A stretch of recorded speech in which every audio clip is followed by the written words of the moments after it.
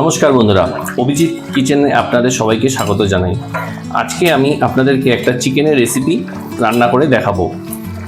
এটার নামটা হচ্ছে মোগলাই চিকেন কড়াই রেসিপি। তো এটা আপনারা ভাতের সাথে, রুটির সাথে, পরোটার সাথে, সবার সাথেই আপনারা এটা খেতে পারবেন এবং খুব সহজেই এটা বানানো যায়। তো এই রেসিপিটা আমি কিভাবে তৈরি করছি আপনাদেরকে আমি ভিডিও করে দেখাবো।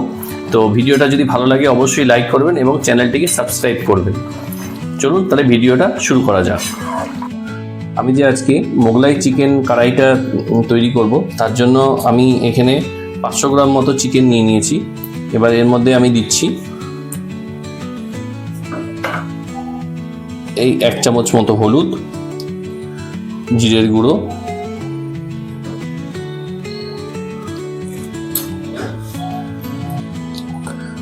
এক চামচ মতো গরম মশলা, সামান্য পরিমাণ গোলমরিচের গুঁড়ো, সামান্য পরিমাণ চিলি পাউডার, 50 গ্রাম মতো টক দই,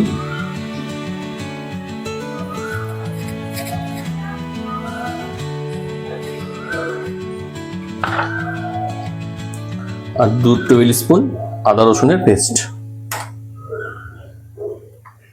আর লাগবে পরিমাণ মতো লবণ।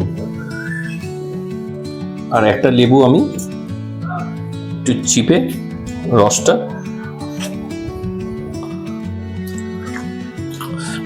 ম্যারিনেটটা করার সময় আপনারা একটু ভালোভাবে ম্যারিনেটটা করবেন যাতে প্রত্যেকটা চিকেনের গায়ে মশলাগুলো ভালো করে লেগে যায়।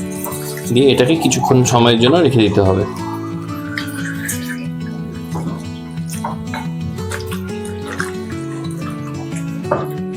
আমি এখন একটা কড়াই বসিয়েছি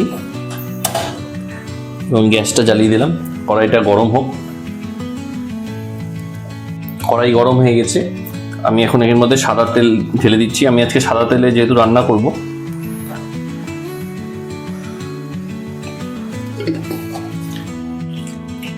তেলের মধ্যে আমি এই ছোট বাটারের একটা কিউব এটা ঢেলে দিচ্ছি। বাটার দিলে ফ্লেভারটা খুব সুন্দর হয়।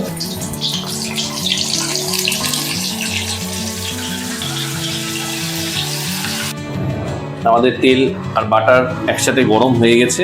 এবার আমরা যে ম্যারিনেশন করে রেখেছিলাম চিকেনটা, ম্যারিনেট করা চিকেনটা এর মধ্যে ঢেলে দিলাম।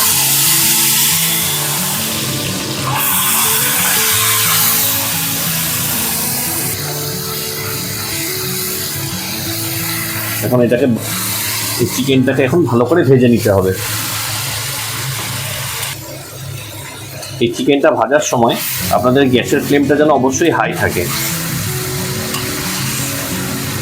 এখন আমি এটাকে ঢেকে দিচ্ছি 2-3 মিনিটের জন্য। এটাকে ঢাকাতে আমি ঢেকে দিলাম।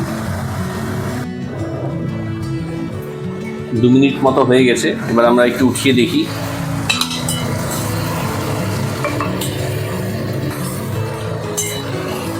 আপনারা মাঝে মধ্যে একটু ভালো করে এটা নাড়িয়ে নেবেন যাতে নিচে লেগে না যায়।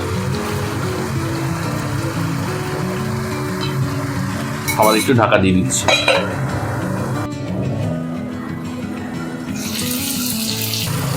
আমার ভাজা কমপ্লিট হয়ে গেছে। এবার আমি আস্তে আস্তে এই চিকেনগুলোকে তুলে নিচ্ছি।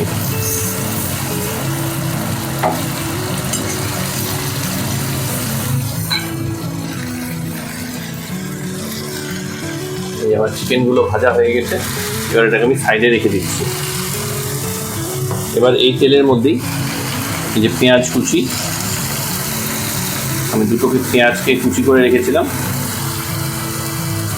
সে পেঁয়াজ কুচিটাকে এখন ভেজে নেব এর মধ্যে। আমার পেঁয়াজ ভাজা হয়ে গেছে। এবার আমি এর মধ্যে 2 চামচ আদা রসুনের পেস্ট দিয়ে দিচ্ছি। আমি এর আগেও 2 চামচ আদা রসুনের পেস্ট ব্যবহার করেছি ম্যারিনেট করার সময়, আর 2 চামচ এখানে ব্যবহার করলাম।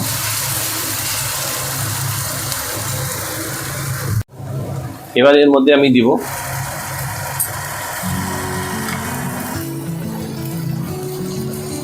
সামান্য পরিমাণ হলুদ, সামান্য পরিমাণ জিরের গুঁড়ো, আর সামান্য পরিমাণ ধনের গুঁড়ো।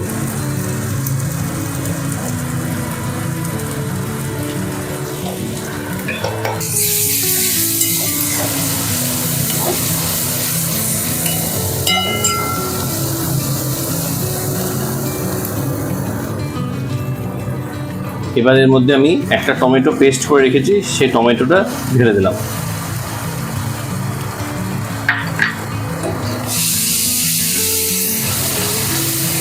এবার সবগুলোকে একসাথে, মশলাগুলোকে একসাথে একটু মিক্সড করে নিতে হবে। আমি আগে লবণ ব্যবহার করেছি, কিন্তু এই মশলাতেও একটু লবণ লাগবে, তার জন্য আমি সামান্য পরিমাণ লবণ এই মশলাটার জন্য দিয়ে দিলাম।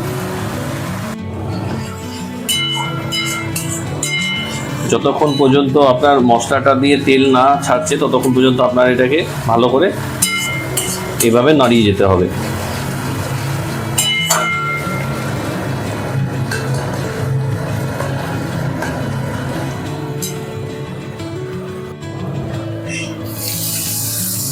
আমার মশলা ফ্রাই হয়ে গেছে, এর মধ্যে আমি এখন দিয়ে দিচ্ছি ফ্রেশ ক্রিম। আপনারা দুধের সরও ব্যবহার করতে পারেন, তো আমাদের যেহেতু ফ্রেশ ক্রিম আছে আমি সেহেতু সামান্য পরিমাণ ফ্রেশ ক্রিম ব্যবহার করছি।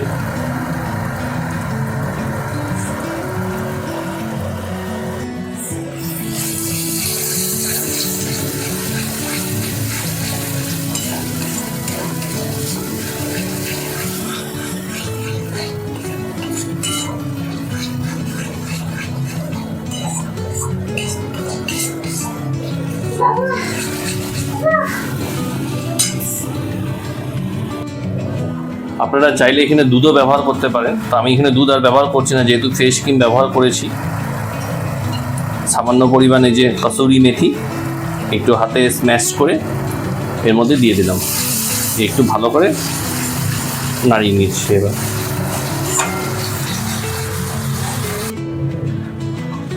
এবার এর মধ্যে যে আমরা ফ্রাই করা যে চিকেনটা রেখেছিলাম, চিকেনটা এখন আমি এর মধ্যে ঢেলে দিলাম।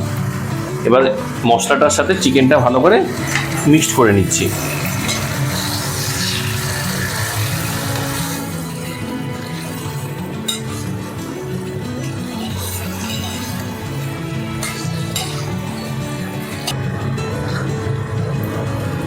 এবারে যে বাটির মধ্যে যে মশলাটা ছিল সেই জলটা এর মধ্যে এবার ঢেলে দিয়ে গ্যাসের ফ্লেমটাকে অবশ্যই হাই করে দিবেন।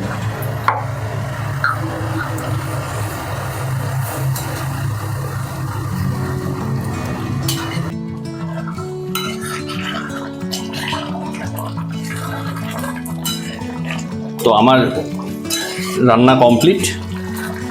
এবার আপনারা যেরকম গ্রেভি পছন্দ করবেন সেই হিসাবে আপনারা গ্রেভি রেখে নামিয়ে নেবেন। আর এই সময়টা একটু নুনটাও আপনারা টেস্ট করে নেবেন, যদি আপনাদের নুন প্রয়োজন হয় তাহলে আপনারা এই সময়টা মিশিয়ে নিতে পারেন। তো দেখলেন কত সহজেই ঘরের সমস্ত উপকরণ দিয়েই আপনারা খুব সহজেই এই রেসিপিটা তৈরি করতে পারবেন। আমি গ্যাসটা অফ করে দিলাম। এবার এটাকে কিছুক্ষণের জন্য আমি ঢেকে রেখে দিচ্ছি।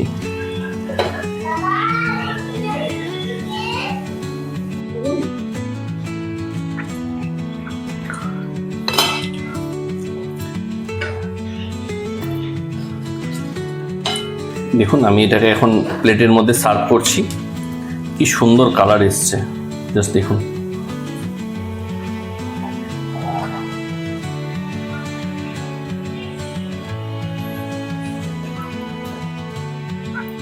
যেহেতু আজকে আমি এটা ভাত দিয়ে খাবো তাই আমি একটু গ্রেভি রেখেছি,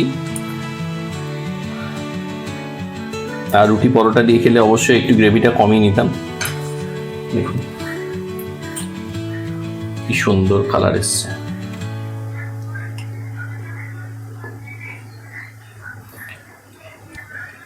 তো ভিডিওটা আমি এখানেই সমাপ্তি করছি। টাটা, বাই বাই, ভালো থাকবেন, সুস্থ থাকবেন।